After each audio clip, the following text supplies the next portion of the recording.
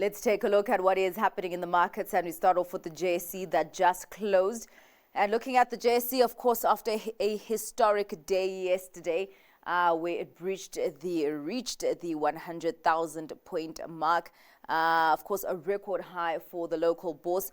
The JSE has done a little bit of a pullback today by more than 0.1%. That largely coming from the Resources 10 complex, of course, which has been the main booster for the JSE, that declining by almost 2% on the day.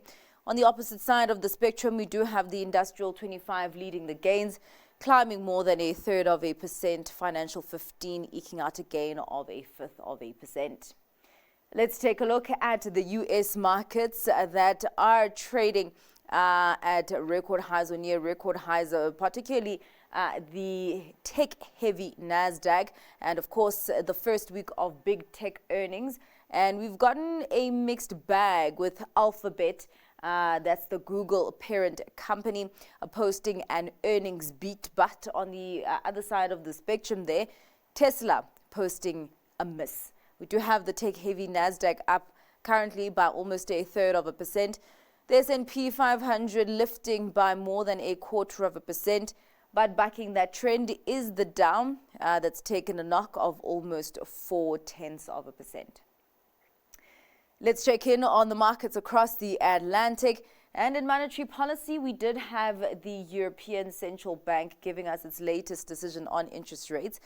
After 9 months of cutting interest rates at every meeting that it's had, that's eight times.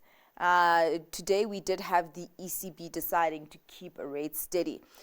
The FTSE 100, though, in a positive territory, climbing by more than 1%. The DAX eking out a gain of almost 0.33%. But in the red is the CAC 40 that's reddened by more than 0.25%.